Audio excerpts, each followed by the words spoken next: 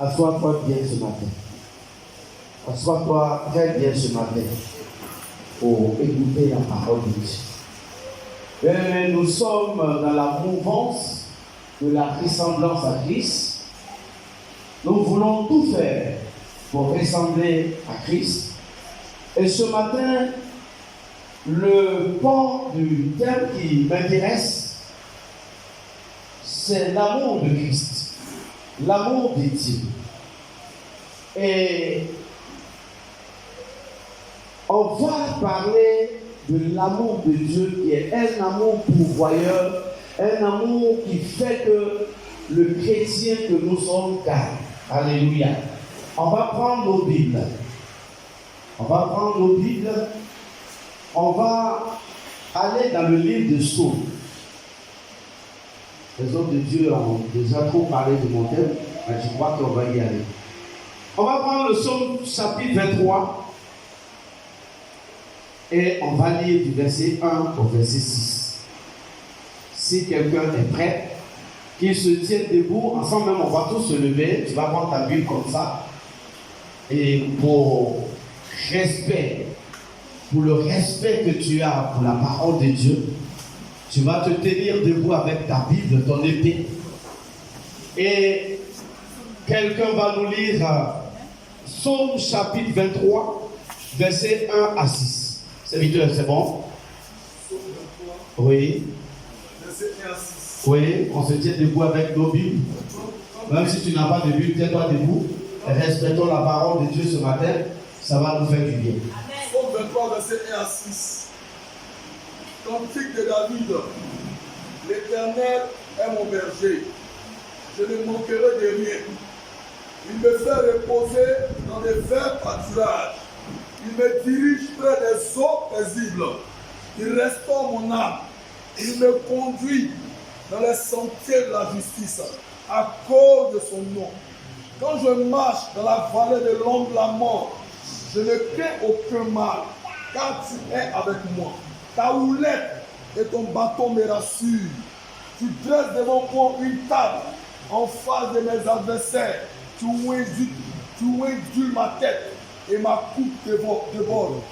Oui, le bonheur et la grâce m'accompagneront tous les jours de ma vie. Et j'habiterai dans la maison de l'Éternel jusqu'à la fin de mes jours. Amen. Amen. Assois-toi bien aimé. Bien aimé, ce matin, nous allons parler de ce psaume, le psaume de David. Je crois bien que le livre de psaume est écrit par plusieurs personnes, environ 7. Et David en a écrit 73 au moins sur les 150 psaumes que nous avons. Et après David, nous avons les fils de Corée qui ont écrit 10. Nous avons Asaph du ciel, ce que le missionnaire a lu ce matin. Asaph a écrit 12. Et il y a également Ethan qui en a écrit 10, ainsi de suite. Mais ils ont écrit, environ 7 personnes ont écrit les psaumes. 150 psaumes. Et ce matin, le psaume que nous avons eu le privilège de lire, c'est le psaume de David.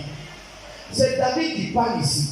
Mais David qui est en train de parler ici, pour ceux qui connaissent son histoire, c'est un berger. Amen. David est certes roi. Mais David, avant d'arriver à la royauté, était d'abord berger. Mais maintenant, c'est quelqu'un qui maîtrise son domaine qui est en train de parler ici. Et généralement, quand quelqu'un connaît son domaine, quand il en parle, il faut l'écouter. Ce matin, c'est David qui parle, est quelqu'un qui maîtrise de quoi il parle. Il a été derrière les brebis depuis sa tendre enfance jusqu'à 17 ans, jusqu'à même après avoir vaincu Goliath, il était toujours avec ses brebis. Donc, c'est quelqu'un qui connaît son domaine. Quand un juriste parle de la loi, il faut l'écouter. Quand un pasteur parle de la Bible, il faut l'écouter parce qu'il maîtrise son domaine. Si une femme qui a déjà fait un enfant parle des douleurs de l'enfantement, toi qui n'as rien compris, on va discuter, il faut l'écouter. Alléluia. Et donc, David qui parle ce matin est dans son domaine. Alléluia. Et David a été berger. Vous savez, bien aimé, un berger, c'est quelqu'un qui peut donner sa vie pour son troupeau. Quelqu'un qui peut donner sa vie pour ses brebis ou pour sa brebis. Et David a été berger. Et ce matin-là, sinon dans ce que nous venons de lire, David qui a été berger va se substituer en brebis. Amen. Amen. On a ça. David va se substituer en brebis. Et qui sera désormais le berger? C'est l'Éternel. Alléluia. Donc c'est David qui a été longtemps berger, qui a souffert pour ses brebis, qui connaît comment on souffre pour ses brebis. C'est ce David-là qui se prend aujourd'hui comme brebis et donc il regarde l'Éternel, ton Dieu, mon Dieu, comme étant le berger. Alléluia. Bien aimé, ce matin, l'objectif, c'est que je veux prendre quelque chose de naturel pour te montrer la grandeur de ce que Dieu peut faire pour toi et moi. Alléluia. Je veux me saisir d'une situation naturelle. C'est vrai, David en parle. Mais moi, j'ai été petit villageois, j'ai élevé des moutons, je sais de quoi David parle. C'est pourquoi quand je devais prêcher, j'ai dit, bon, puisque David parle de ça, et que moi aussi au village, j'étais derrière moutons, je peux aussi en parler. Alléluia. Amen. Amen. Donc, ici, nous voulons montrer comment le berger peut faire. Et quel berger? Le plus grand berger. Le berger des bergers. L'Éternel. Comment peut-il faire dans ton combat pour que tu sois vainqueur? Alléluia. Vous savez, les brebis attendent beaucoup de bonnes choses du berger. Les brebis attendent du berger beaucoup de bonnes choses. Beaucoup de bonnes choses. Et donc, le berger manifeste l'amour pour ses brebis. C'est vrai, ce sont des animaux, mais le berger manifeste l'amour pour ses brebis. Alléluia. Alors, David a été berger, comme je l'ai dit, mais David était un berger humain. Et quand tu es un berger humain, tu es limité. C'est vrai que David avait envie de faire beaucoup pour ses brebis, mais quelque part, il est limité. Les bergers humains sont vraiment limités. Mais le berger dont nous parlons ce matin est un berger céleste. Alléluia. Et ce berger n'est pas limité. Dis amen avec moi. La Bible dit que rien ne lui manque à ce berger-là. Et c'est lui qui est ton berger. C'est lui qui est le berger de David. Donc comprenez, bien aimé, que ce berger-là a toujours quelque chose pour toi. Tout ce que tu peux demander à ce berger, il peut te donner sans problème. Parce que en lui, il n'y a pas de différence entre le vouloir et le faire. David pouvait vouloir quelque chose pour ses brebis et ne pas arriver à le faire. Mais lui, l'Éternel, quand il veut, il le fait. Quand il dit, il le fait. C'est que sa bouche déclare, il le fait. Alléluia. Et c'est lui, le vrai berger. David peut penser faire quelque chose de bon, mais il ne peut pas. Mais c'est lui dont je parle ce matin. C'est lui qui dit les choses et ces choses arrivent. Avec lui, il n'y a pas de différence entre je veux et je vais faire. Quand il dit, il le fait. Alléluia. Donc c'est de lui qu'il s'agit. Aujourd'hui, s'il dit, va transformer ta vie, il va la transformer tout de suite en un clin d'œil. Il est illimité. C'est pourquoi je veux te dire que tu n'es pas le produit du souhait de Dieu, mais tu es le produit du désir de Dieu. C'est parce que Dieu a voulu que tu sois que tu es. Il n'a pas souhaité, il a voulu simplement que tu es. Alléluia. Donc c'est lui qui est ton berger. C'est celui-là qui est ton berger. Qui est l'Éternel véritablement? Aujourd'hui, on va faire question-réponse. En réalité, l'Éternel, ce n'est pas n'importe qui, bien aimé. L'Éternel, c'est celui qui n'a ni commencement ni fin, mais qui est le commencement et la fin de toutes choses. Amen. Alléluia. Je t'annonce ce matin que ton berger n'est pas n'importe qui. C'est celui qui n'a ni commencement ni fin, mais qui est le commencement et la fin de toutes choses.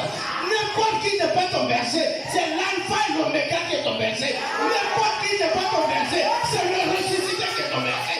N'importe qui n'est pas ton berger, c'est celui-là qui dit un mot et la chose accomplie qui est ton berger. N'importe qui n'est pas ton berger, c'est celui-là que nous appelons le soleil, le soleil, le soleil brillant. N'importe qui n'est pas ton berger. Il s'appelle l'alpha et l'oméga.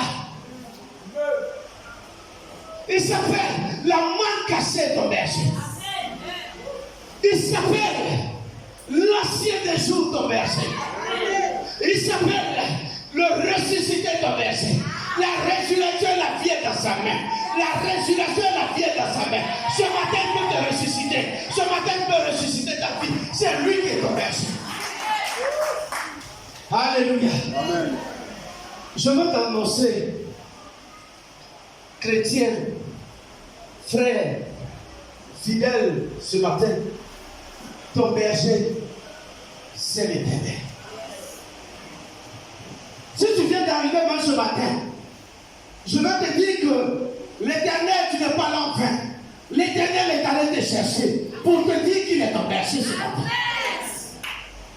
Vous savez, Daniel, pas Paul, le persécuteur, il n'avait pas l'Éternel pour berger. Mais à un moment donné, l'Éternel lui-même est allé le chercher sur la route de Damas pour faire de lui sa brebis. Alléluia. Ce matin, bien aimé, toi qui es là pour la première fois, je t'annonce que ce n'est pas par hasard que tu es là. L'Éternel est allé te chercher pour faire de toi sa brebis. Alléluia. Ton père n'est pas ton berger. Ce matin, je te dis que ta mère n'est pas ta bergère. Le pasteur, il est certes berger, mais il est le petit berger. Le berger dont je parle ce matin, il est le tout puissant. Il est le grand des grands. Il est l'alpha et l'oméga. C'est lui qui est ton berger. Alléluia. C'est pourquoi, sois rassuré ce matin, bien-aimé, tu ne manqueras de rien. Oh, je pensais que tu allais te lever pour dire l'Éternel est mon berger. Je ne manquerai de rien. Répète, l'Éternel est mon berger. Je ne manquerai de rien. Alléluia. Alléluia. Ton père n'est pas ton berger, je l'ai dit. Et ce matin, l'Éternel est ton berger. Tu ne manqueras de rien.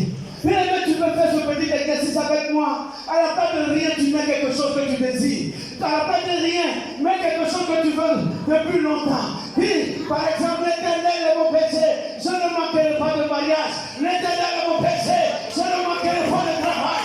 L'Éternel est mon berger. Je ne manquerai pas d'avortement. L'Éternel est mon berger. Je ne manquerai de rien. Alléluia. L'Éternel est ton berger. Alléluia. Maintenant, quand j'ai lu ce texte, je suis allé dégager 3 petits commentaires que je veux que toi et moi on partage ici. David dit l'Éternel est mon berger, je ne manquerai de rien. Alors, l'étude du berger nous apprend que l'un des rôles du berger, c'est d'inspecter ses brebis. Dis amen avec moi. C'est d'inspecter ses brebis.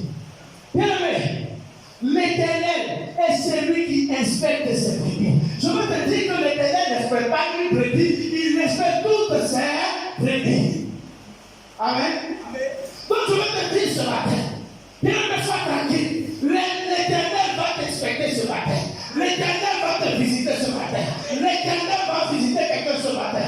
Le berger peut avoir 100 moutons, mais il ne laisse pas un seul mouton partir. Il passe à la recette de ce dernier. Bien aimé ce matin, même si tu penses que tu es le dernier de ta génération, l'Éternel va t'inspecter. Alléluia. L'Éternel va t'inspecter. Oh, je suis dans la joie. Quand un frère a un témoignage pour dire, Dieu m'a béni. Je dis gloire à Dieu, car l'inspection a commencé. Quand tu vois ton frère rendre témoignage, tout simplement, l'inspection a commencé. Alléluia. L'inspection peut commencer par X, mais ce n'est pas obligé que ça termine par X. Alléluia. C'est pourquoi je veux te dire, si tu vois quelqu'un qui est élevé, ne sois même pas jaloux. Glorifie le Seigneur, car ton inspection a commencé. Alléluia. L'inspection a commencé.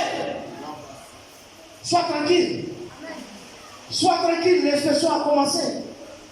L'inspection a commencé. Alléluia.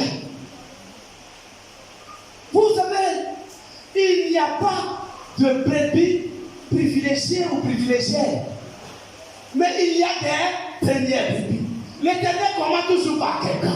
L'Éternel commence toujours par quelqu'un. C'est pourquoi je te dis que quand tu vois ton frère qui se marie aujourd'hui, réjouis-toi. L'Éternel a commencé par lui, mais l'Éternel ne terminera pas par lui. L'Éternel va te chercher et te bénira. Réjouis-toi de la victoire de tes frères et sœurs. Ne sois même pas jaloux. Mais quand l'Éternel, quand l'inspection commence, il faut t'apprêter. Oui, apprête-toi. Quand l'inspection commence dans la vie de ton frère, quand tu vois que ton frère vient d'acheter une nouvelle voiture, oh Seigneur, l'inspection a commencé et apprête-toi. S'il y a une clé de voiture quelque part, commence à rouler ça dans ton doigt parce que ta voiture arrive. Oh bien-aimé, si tu vois ta soeur se marier, je t'annonce ce matin, commence à essayer les robes de mariage. Commence à avoir une démarche de marier parce que ton tour arrive. Si tu vois quelqu'un qui travaille ce matin, oh, commence à porter un costume parce que ton tour arrive. Alléluia. Il peut commencer par mon frère Akabré, excuse-moi, mais ça ne veut pas dire qu'il va terminer par Akabré. Il peut commencer par ma maman Élise, mais ça ne veut pas dire que Élise est sa privilégiée. Nous sommes tous privilégié de l'Éternel. Il va terminer par toi. Ton cas, il va terminer par toi. Lève-toi et dis, l'Éternel est mon berger, je ne manquerai de rien. Répète. Alléluia. Alléluia. Autre chose, c'est vrai, il inspecte, c'est vrai, mais autre chose, la Bible dit, sa houlette et son bâton me rassure. Amen. Je constate une chose, c'est que le berger, l'Éternel ton berger, pour toi seul, il a deux instruments. Il a la houlette et il a le bâton. Amen. Mais la houlette, c'est pour toi. C'est pour te guider. C'est pour te mettre sur la route. Mais le bâton, c'est pour tes ennemis. Dis Amen. Il frappera tes ennemis en cette année. Dis Amen. L'Éternel ne peut pas utiliser ce qu'il va utiliser contre ton ennemi. Il ne peut pas prendre ça pour l'utiliser contre toi. C'est pourquoi il ne va pas utiliser le bâton contre toi. N'aie pas peur. L'Éternel n'utilisera pas de bâton contre toi, mais il utilisera simplement la houlette pour te mettre sur le parchemin. Alléluia. Oh, je veux t'annoncer ce matin. Toi qui as peur d'aller au village, n'aie plus peur. Car le bâton de l'Éternel se dresse contre tes ennemis. Le bâton de l'Éternel se dresse contre ceux qui veulent à ta vie. Le bâton de l'Éternel va se lever contre tous ceux qui veulent te détruire. Le bâton de l'Éternel va se lever contre tous les sorciers de ton village. L'Éternel est ton berger. Alléluia. Le bâton. Ça, c'est le rôle du bâton. Est-ce qu'on peut parler un peu de la houlette? Vous permettez? La houlette, c'est pour toi. Je l'ai dit, je ne peux pas utiliser ce qu'il utilise contre ton ennemi. Là, il ne peut pas prendre ça pour te taper, c'est pas possible. Voilà. La houlette, c'est pour toi. Permets que je le dise tout simplement. Aujourd'hui, même dans la maison de Dieu, il y a des brebis qui cherchent à s'égarer. C'est pourquoi le berger, quelquefois, va prendre la houlette pour taper légèrement la brebis et la remettre sur le chemin. Quand elle va à gauche, il la tape et elle vient à droite. Quand elle va à droite, il la tape et elle vient sur le droit chemin. Bien aimé, la houlette, ce n'est pas pour te faire du mal. C'est l'expression de l'amour de Dieu pour toi. Dis amen. C'est l'expression de l'amour de Dieu pour toi. C'est l'expression de l'amour de Dieu pour toi. Oui, ça va faire certainement mal, le brisement. Ça va faire quelque part mal, que l'Éternel te brise quelquefois. Que l'Éternel te tâche un peu. Ça va te faire mal.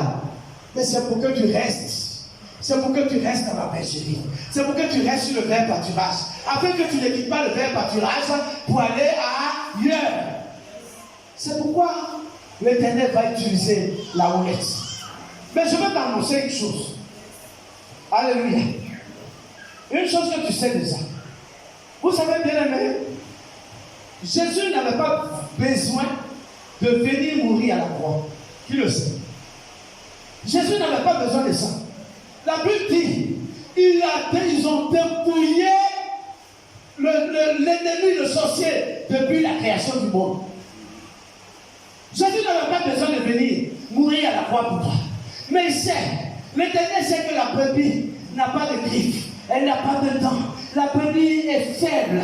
L'Éternel, le Seigneur va aller mourir à la croix pour toi. Pour dire, mon fils, désormais, quand quelqu'un t'accuse, il faut lui présenter la croix. Car sur la croix se trouve le bâton. Car sur la croix se trouve la houlette. Car sur la croix, nous savons le bâton, nous savons la houlette. Alléluia. Le bâton sur la croix permet donc de frapper des ennemis. Mais la houlette sur la croix te permet de mourir un peu et de ressusciter. Voilà pourquoi l'Éternel utilise, ton berger bien sûr, utilise la houlette et le bâton. Alléluia. Oh bien-aimé, reste tranquille. L'Éternel va envoyer la houlette et le bâton pour que tes ennemis, ils ne savent pas. Quand ils te voient joli en train de briller, il y a voici ma proie, j'allais la tuer demain. Mais quand il approche, l'Éternel prend son bâton, il le tape.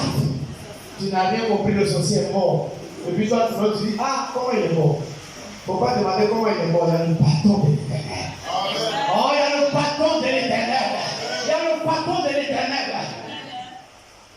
Mais reste assis. Vous savez, quand Jésus est allé multiplier les pains et le vin, tout le monde n'avait pas mangé au même moment. Vous savez ça? Mais ce qui était plus intéressant, c'est que tout le monde était assis. Ce matin, je veux te demander de t'asseoir. N'aie pas peur. Assois-toi un peu. Dieu va te souvenir de toi ici. Ne sois pas quelque part. Assois-toi dans cette église. Assois-toi. Prends ton tabouret. Pour toi, c'est tard. Mais l'Éternel n'est jamais en retard. Attends tout ici. Bien aimé, je veux te dire que à Morissa, il y avait beaucoup de montagnes. Mais ce n'était pas sur toutes les montagnes que le mouton se trouvait. Ce n'est pas sur toutes les montagnes que le mouton d'Abraham pouvait se trouver. C'est pourquoi je te dis, ne va pas ailleurs. Ce n'est pas partout que ta carte se trouvera. C'est ici. C'est ici. Alléluia. Ouais. Et puis dès que j'avais menacé, j'ai parti, j'ai quitté le bébé. C'est pourquoi je parle ce matin. Oh, tu te reconnais, c'est pour toi. Ne quitte pas. Reste assis. Tous n'ont pas mangé au même moment, mais tous étaient assis. Et le temps de ton service viendra. Mais quand tu vas à un mariage, ce n'est pas tout le monde sait au même moment. Mais l'idéal, c'est que tout le monde mange. Tu mangeras ici.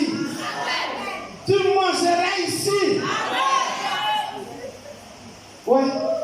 Voilà le missionnaire qui est là. Quand nous on venait ici en terrier, qui pouvait nous respecter? Le missionnaire là, si c'est pas, il va vous dire.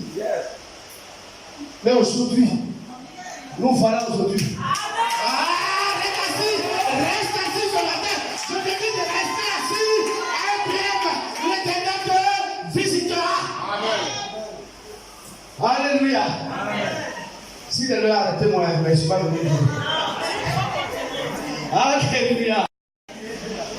Amen. Je suis allé également, en tant que pauvre petit berger, j'ai vu ce que David pouvait voir. Alléluia. Sois béni, serviteur. J'ai vu ce que David pouvait voir. Le berger, vous voyez souvent, quand il est avec les troupeaux, quand il est avec les brebis, soit il est devant ou il est.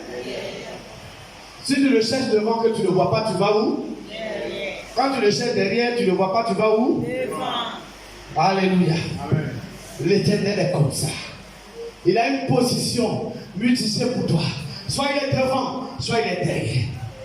Certainement, quelqu'un va me demander, serviteur, il fait quoi devant? Alléluia. Ou bien tu ne veux pas poser la question. Il fait quoi devant? Même l'Éternel est devant. Pardon, oui, l'Éternel, le berger, est devant.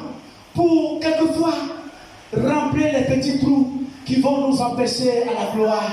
Il est devant pour empêcher les cordes qui vont nous attacher et empêcher notre marche. Il est devant pour taper le loup qui veut venir nous tuer avant même le moment. Il est devant. L'Éternel est devant toi ce matin. L'Éternel est devant toi parce qu'il veut faire quelque chose que nous faisons avec toi. L'Éternel est devant.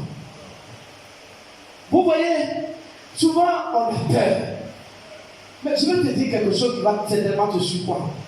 Ta vie, pendant que toi tu la vis en direct, mais l'Éternel a déjà devancé, il est devant, il a déjà vécu ta vie. Et ce que tu appelles difficulté, lui il a déjà vécu ça pour voir afin que tu rencontres la gloire. L'Éternel a déjà vécu le Goliath de ta vie. Voilà pourquoi il est devant. Il est devant pour que quelque chose ne t'arrive pas. Or, quand tu regardes un film, pour toi, quand tu vois les gens qui vont tirer sur le brave, tu oses, pourquoi celui va mourir maintenant? Tu as peur, parce que pour toi, c'est pas normal. Et puis, patatras, tu vois que le brave, il se retourne, il est sauvé. C'est comme ça ta vie. C'est comme ça ta vie, bien-aimé. C'est comme ça ta vie. L'Éternel qui est le réalisateur de ta vie a déjà tout planifié. Il est devant, il a déjà tout planifié devant. Ce que tu appelles problème n'est pas problème pour lui. Il a déjà donné la solution. Il suffit seulement que le temps arrive. Il est devant toi. Alléluia. L'Éternel est devant. Quand il n'est pas devant, il est. Parlons ensemble. Quand il n'est pas devant, il est. Ouais, je sais qu'on va me demander, mais le serviteur, il fait quoi derrière? Alléluia. Vous savez, la Bible dit, quand une seule de ses brebis est égarée, il va même la chercher pour la ramener à la bergerie. L'Éternel est derrière pour ceux qui sont faibles ce matin. Oh, bien-aimé, tu es certainement fatigué ce matin. Tu es faible, tu n'espères plus, tu n'as plus espoir, tu es découragé. C'est à cause de toi que l'Éternel est derrière. Pour te dire, lève-toi mon fils, avance, lève-toi ma fille, avance, prends courage, avance.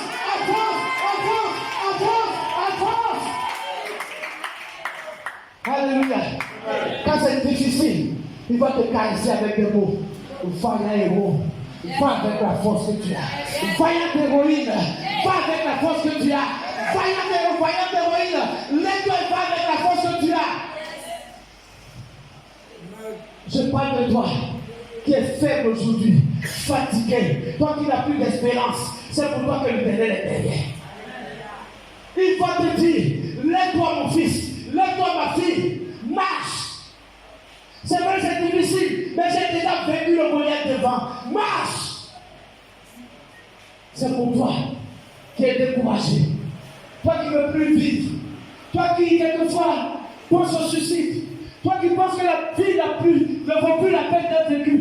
C'est pour toi que l'Éternel est derrière. Ce matin, si tu m'entends, lève-toi, fortifie-toi et marche. L'Éternel ne t'a pas oublié. Amen. Voici donc les deux positions de l'Éternel. Soit il est devant, soit il est. Alléluia. La Bible dit, tu ouettules ma tête et ma coupe déborde. Vous savez, souvent il y a des bêtes, des brebis, qui ont des petits plaies au niveau de la tête, au niveau des oreilles. Et puis, les mouches viennent. Amen. Pour piquer et puis agrandir la plaie. Mais je veux t'annoncer que la mouche, c'est le symbole du diable. C'est pourquoi l'Éternel appelle Belzébul la mouche. Alléluia. Amen. Mais à cause de ces mouches, l'Éternel va mettre de l'huile sur ta tête. Quand l'huile est là, la mouche ne peut plus te piquer. Quand l'huile est présente, la mouche ne peut plus te piquer. Aujourd'hui, l'huile c'est l'onction. Dieu te donne une onction particulière ce matin. Dieu te donne une onction particulière ce matin. Cette onction à toi ne peut pas permettre au diable de monter sur ta vie. Cette onction à toi ne peut pas permettre à l'ennemi de venir dans ta vie. Cette onction à toi ne peut pas permettre même au diable de s'approcher de toi, même à 2 mètres. Alléluia. Amen. Tu vois Dieu ma tête et ma coupe déborde. Alléluia. Bon, coupe là. C'est une. Non. On ne voit pas de l'huile. Donc la coupe elle demande de quoi? La coupe demande de grâce. Alléluia. Ce matin, je veux dire que la coupe, David dit, ma coupe déborde, la coupe déborde de vin. Vous savez les Grecs, quand les brebis sont en froid, ils leur donnent du vin pour que ces brebis commencent à avoir un peu de chaleur. Oh, c'est le vin de l'Éternel qui te donne à boire ce matin. La visuelle qui te donne à boire ce matin. Afin que toi tu puisses vaincre. Tu as aujourd'hui le vin de la puissance de Dieu à toi ce matin. Pour que tu puisses vaincre. Quiconque va se lever contre toi. Quiconque va se lever dans ta famille. Tu vas le faire parce que tu as le vin de l'Éternel. Yes. Alléluia. Voyez l'image. Il dit, tu dresses une table en face de mes ennemis. L'ennemi est là. Quand il te voit manger, il est jaloux. Quand il te voit boire, il est jaloux. Mais l'Éternel, avec son bâton, il attend. Si quelqu'un est un garçon qui s'approche de ma fille, si quelqu'un est un garçon qui s'approche de mon fils, si quelqu'un est un garçon qui le sait, voici ce que l'Éternel fait pour toi. L'Éternel fait un combat faramineux pour toi, bien-aimé. Il empêche ceux qui ne veulent pas te voir manger. Il va les taper sur cette année au nom de Jésus. Dans ton village, il y a des gens qui te voient manger, ils sont jaloux. Autour de toi, il y a des gens qui te voient manger, ils sont jaloux. Si tu manges trop, pourquoi c'est eux-mêmes chez eux, on pile pour tout-même? Et puis il est prêt à faire jalousie. Mais je t'annonce que le jaloux de ta famille, le jaloux de ton entourage, va croiser le bâton de l'Éternel ce matin au nom de Jésus. Alléluia. Amen. Je vais terminer. Vous voyez,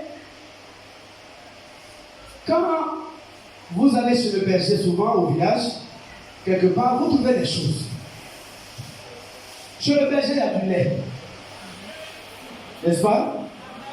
Chez le berger, il y a de la viande. N'est-ce pas? Souvent, chez le berger, on trouve de la peau des animaux. Alors, toutes ces choses que je viens de citer, qui les donne? Oui, maman. C'est? Oui, nous sommes peut-être nous, c'est nous l'Éternel, oui. C'est la brebis, alléluia. C'est la brebis qui donne le lait, qui donne sa viande, qui donne sa peau. Alléluia. Alléluia. Le lait pour moi symbolise la louange et l'adoration. Dans la maison de l'Éternel, il doit y avoir l'adoration. Oh, dans la maison de l'Éternel, il doit y avoir l'adoration. Et l'adoration dans toutes les dimensions. L'adoration en tant que danse, mais aussi l'adoration en tant qu'offrande. C'est une manière d'adorer. Nous avons souvent des brebis qui ont peur de se dépouiller. Les brebis ont souvent peur de donner leur peau au berger. Les brebis ont souvent peur de donner leur lait au berger. Les brebis ont souvent peur de donner leur viande au berger. Bien-aimé, c'est sur cette note que je vais m'arrêter pour te dire, l'amour doit être réciproque. L'amour doit être réciproque. L'Éternel ce matin va faire des grandes choses pour toi. En retour, pour envoyer le lait, pour envoyer la viande, pour envoyer de l'huile dans la maison de l'Éternel. La Bible dit que je demeurerai dans la maison de l'Éternel jusqu'à la fin de ma vie. Mais s'il y a la discorde dans la maison de l'Éternel, est-ce que la Bible peut demeurer là-bas? Oh, gardons l'amour au milieu de nous. Restons unis. Aimons-nous. Et dans l'amour, la franchise. L'Éternel se lèvera pour combattre nos ennemis. Que le Seigneur vous bénisse.